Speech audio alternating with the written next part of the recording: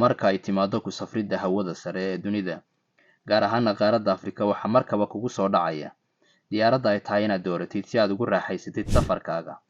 Haddaba mawduuceena maanta waxaynu ku eegi doonaa 5 diyaaradood ee ugu wanaagsan qaaradda Afrika, innaga oo ka eegayna dhinacyo badan oo kala duwan, sida adeegga macaamiisha, quruxda diyaaradda, badbaadada iyo ammaanada, iyo sidoo kale qiimaha oo isna muhiim ah.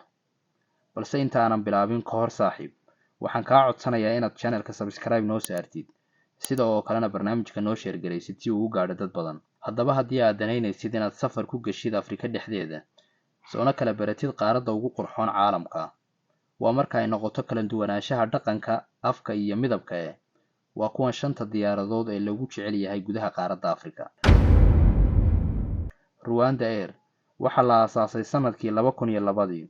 Waa 8 sano uun kadib markii uu soo dhamaaday dagaalkii sokeeye ee 1 milyan ee qof ee reer Rwanda ah galaaftay. Shirkaddan ayaa iska leh 13 dayuuradood, waxaanay tegi kartaa ilaa 30 waddan. Rwanda Air inkastoo ay 20 sano uun jirto, haddana marar badan waxaa lagu jecel yahay oo ay ku noqotay shirkadda 5aad ee Afrika ugu wanaagsan. Waa shaqaalaheeda oo aad uga caaboon dhammaan shaqaalaha kale ee shirkadaha duulimaadyada sameeya. Marar badan oo kala duwanna waxay ku guulaysatay abaalmarino caalami ah. FastJet waa dayuurad laga leeyahay waddanka Ingiriiska iyo sidoo kale Koonfur Afrika. Waxay ka howlgashaa Afrika oo keliya ah. Shirkaddu waxay maamushaa dayuurado badan oo isbahaystay kuna midoobay magaca FastJet. Shirkaddan ayaa ay xarunteedu ahayd magaalada London ilaa laga soo gaadhay 2017 oo ay xarunteeda guud u soo rartay waddanka South Africa, gaar ahaanna magaalada Johannesburg. Duulimaadkeedii u horreeyay waxa ay ka samaysay waddanka Tansaaniya sanadkii 2012 oo ay ilaa 2015 si xidhiidh ah uga shaqaynaysay. Waxaa ku xigay waddanka Zimbabwe oo isna shaqada ka bilowday sanadku markuu ahaa 2015. FastJet ayaa aad looga jecel yahay Afrika, sababtuna waa inay tahay shirkadda duulimaad ee Afrika ugu qiimaha jaban, inkasta oo aysan haysanin dayuurado badan, sidoo kalena aysan tegi karin meelo Afrika ka baxsan. Haddana qiimaheeda darteed ayay ka mid noqotay dayuuradaha loogu jecel yahay qaaradda.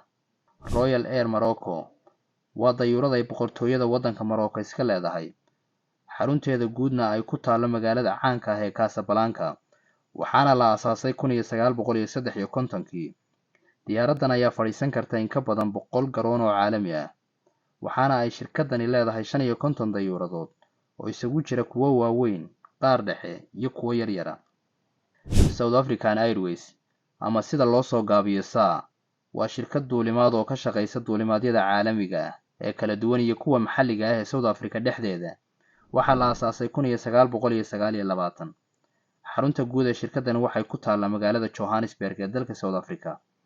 Si 100% ah, shirkaddan waxaa iska leh dowladda Koonfur Afrika, waana mid ka mid ah shirkadaha ugu waaweyn qaaradda Afrika. Waxay leedahay diyaaradaha ugu casrisan waqtigan oo ay ka iibsatay shirkadaha Airbus iyo Boeing.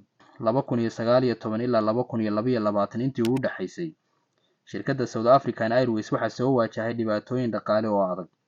Haddana kasoo kabashadeedii kadib, shirkaddu waxay weli haysataa ixtiraam weyn iyo waayo-aragnimo dhanka suuqa ah. Ethiopian Airlines shaki la'aan waa shirkadda dayuuradeed ee ugu wanaagsan qaaradda Afrika.